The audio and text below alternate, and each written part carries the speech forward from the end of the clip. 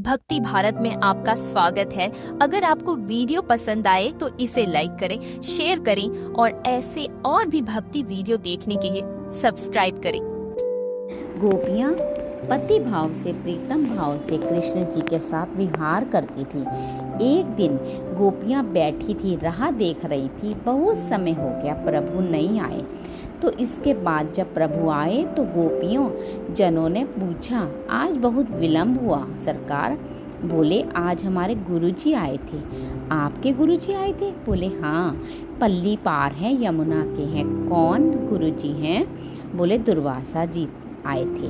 भगवान संतों का आदर करते हैं। बोली, फिर तो आपके गुरुजी के दर्शन हम भी करेंगी। बहुत सूक्ष्म विषय है। बोला, हाँ। कृष्ण जी बोले, हाँ, गुरुजी के दर्शन ऐसे नहीं किए जाते, मगर अगर गुरुजी के आस पास जाया जाए तो शास्त्र में भी आता है, भले ही आप दूब लेकर जाइए, कोई पत्र, कोई फल, कोई पुष्प, लेकिन खाली हाथ नहीं जाते। गुरु जी देव के चरणों के समीप खाली हाथ ना जाएं, ऐसा शास्त्र आज्ञा नहीं करते।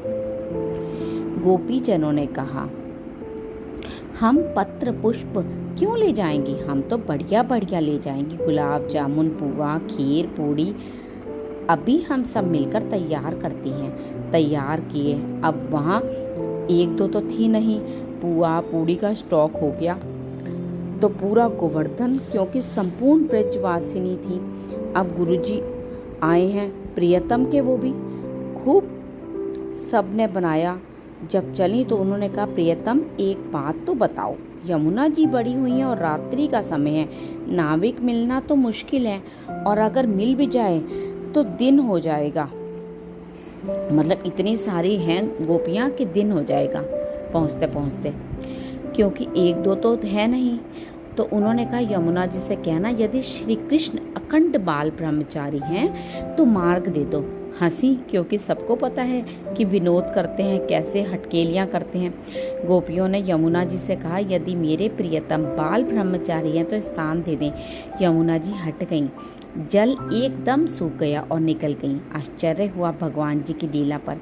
दुर्वासा जी के पास गई, प्रणाम किया और कहा, ये भोग स्वीकार करो। बोले, आ डालो। अब वो मुंह में डाल दिया, इतना सा कि किनका भी नहीं बचा। सब पहाड़ के पहाड़ वो सब पा गए। प्रणाम किया। बड़े आश्चर्य में महात्मा हैं। शरीर हड्डी हड्डी, पेट कहीं दिखाई नहीं दे रहा, चिपका हुआ है। खीर, पुआ, रबड़ी सब पा गए। बोली, महाराज यमुना जी बड़ी हुई हैं, लौट के जाना है। बोले, आई कैसे? प्रभु ने कहा था कि अगर हम बाल ब्रह्मचारी हैं, अखंड ब्रह्मचारी हैं तो मार्ग दे दें, यमुना जी से कहना। तो बोले, जाओ यमुना जी से कह दो कि यदि दुर्वासा ने यदि दूब के अंकुर के सिवा अपनी जुबान पर कुछ रखा हो तो रखा ना हो तो मार्ग दे दो। गोपिका हंस पड़ी।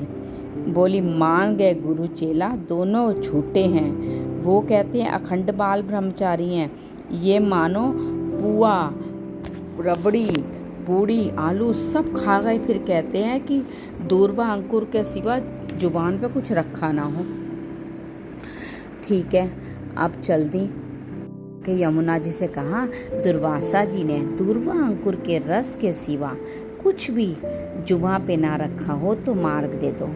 यमुना जी हट गईं आश्चर्यचकित, और जाके प्रभु से कहा कि प्रभु, आपके गुरु जी के दर्शन, जैसे गुरु वैसे चेला। प्रभु ने कहा, ऐसा क्या, कौन सी ऐसी रस क्रीड़ा है जो आपने ना खेलते हो?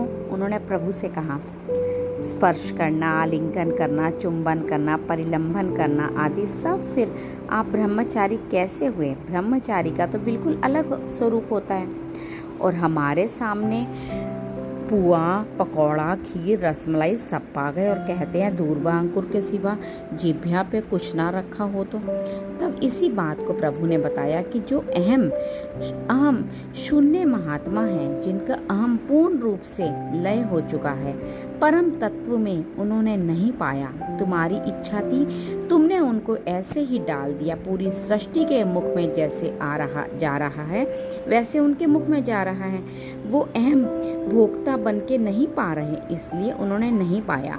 आपकी दृष्टि में पवाया गया, आपकी दृष्टि में वो पाए, लेकिन स्वयं ना उनकी इच्छा थी ना उन्होंने पाया, इसलिए उनका वचन सत्य है।